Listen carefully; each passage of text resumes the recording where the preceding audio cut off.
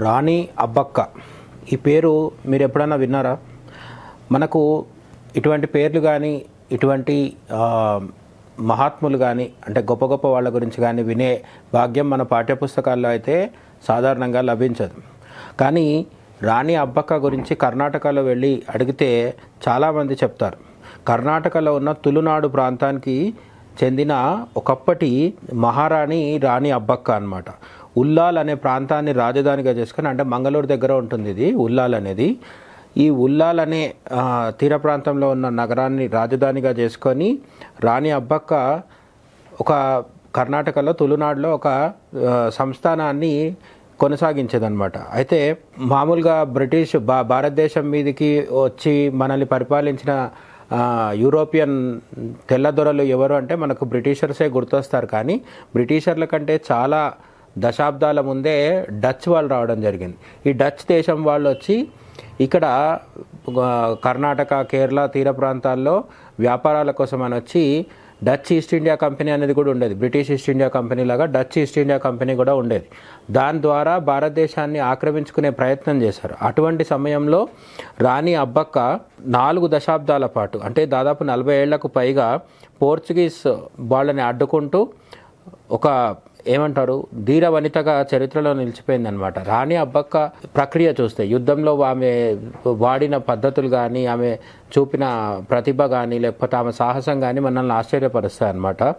ఎటువంటి అంటే ఎదురుగా ఉన్న యూరోపియన్ దండయాత్రకు వచ్చిన యూరోపియన్స్ దగ్గర తుపాకులు, పెద్ద పెద్ద నౌకలు, బాంబులు ఇవన్నీ ఉన్నప్పటికీ వీళ్ళ దగ్గర అంత ఆయుధ సంపత్తి, అత్యాధునిక ఆయుధాలు ఇవన్నీ లేనప్పటికీ కూడా కొబ్బరి బోండాల్లో, అంటే తీర ప్రాంతాల్లో కొబ్బరి చెట్లు, కొబ్బరి బోండాలు ఎక్కువ ఉంటాయి కాబట్టి కొబ్బరి బోండాల్లో నీళ్లు తీసేసి దాంట్లో పేలుడు పదార్థాలు నింపి ఈ సముద్రంలో దండయాత్రకని వచ్చి సముద్రం మీద నౌకల్లో దాడికి సిద్ధంగా ఉన్న విదేశీ పోర్చుగీస్ వాళ్ళు ఎవరైతే ఉన్నారో ఈ పోర్చుగీస్కి సంబంధించిన తెల్లజాతీయులు యూరోపియన్లు ఎవరైతే ఉంటారో వాళ్ళ మీదకి కొబ్బరి బొండాల్లో పేలుడు పదార్థాలు పెట్టి రాణి అబ్బక్క సైన్యము విసిరేదనమాట.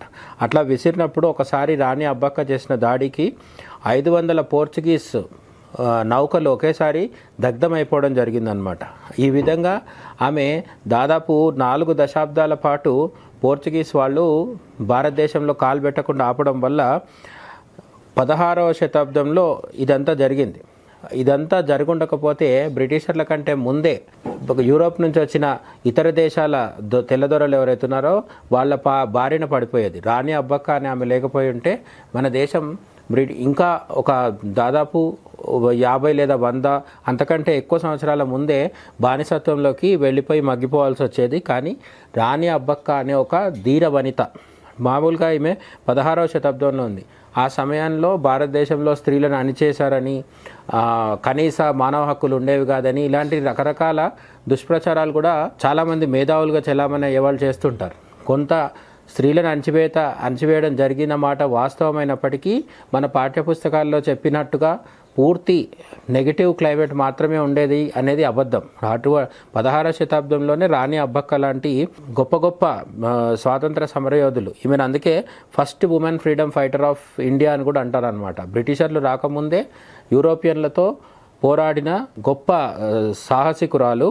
అందుకని ఈమెను ఏమంటారంటే కర్ణాటకలో ఉన్న రాణి అబ్బక్క అభిమానులందరూ అభయ రాణి అంటారు, అంటే భయం తెలియని రాణి అన్నమాట. అట్లనే కర్ణాటకలో రాణి అబ్బక్కలాగా కిట్టూరు చెన్నమ్మ, కిలాడి చెన్నమ్మ, రాణి చెన్న భైరవి దేవి అండ్ ఒనక్కే ఒబవ్వ అనే వీళ్ళందరూ కూడా మహిళలే.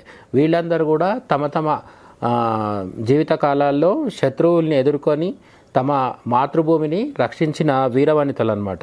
అయితే ఇక్కడ మనం ఫస్ట్ గుర్తించాల్సింది ఏంటంటే ఎప్పుడు కూడా మన పాఠ్యపుస్తకాల్లో స్వతంత్రం సంపాదించింది ఎవరు అంటే ముందు వినిపించే 2 పేర్లు గాంధీ, నెహ్రూ. ఆ తర్వాత తప్పనిసరి అయితే సుభాష్ చంద్రబోస్ పేరు, భగత్ సింగ్ పేరు చెప్తుంటారు.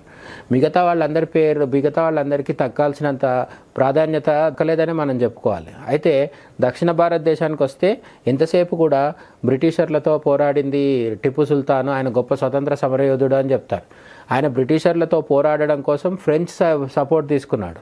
ఫ్రెంచ్ సపోర్ట్ తీసుకొని పోరాడినప్పుడు మనం ఆయనని పూర్తిస్థాయి స్వతంత్ర సమరయోధుడిగా భావించడానికి లేదు. కానీ చరిత్రలో చెప్పకుండా ఆమె పేరే మనకు తెలియకుండా కాంగ్రెస్ ప్రభుత్వాలు నెహ్రూ నుంచి మన్మోహన్ సింగ్ వరకు పాఠ్యపుస్తకాల్లో చెప్పకుండా దాచేసిన పేరు ఏంటంటే రాణి అబ్బక్క. ఇటువంటి వాళ్ళు ఎంతోమంది ఉన్నారు. వీళ్ళందరూ కూడా సంపూర్ణంగా సనాతన ధర్మం వైపు నిలబడి, హిందూ మతం కోసం నిలబడి, ఇంగ్లీషు దొరలతో కావచ్చు, యూరోపియన్ నుంచి వచ్చిన తెల్లదొరలతో కావచ్చు ఎంతో సాహసం ప్రదర్శించి పోరాడి దక్షిణ భారతదేశంలోకి వాళ్ళు రాకుండా దాదాపు ఒక శతాబ్దం ఆపగలిగారు. ఆ తర్వాత మన దేశము బెంగాల్, ఢిల్లీ అవన్నీ అయిపోయిన తర్వాత అప్పుడు దక్షిణ భారతదేశం బ్రిటిషర్ల చేతికి వెళ్ళింది.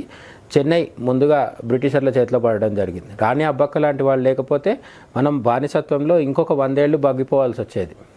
ఇటువంటి వాళ్ళ గురించి తెలుసుకోవడం భారతీయులుగా మనందరి కనీస కర్తవ్యం.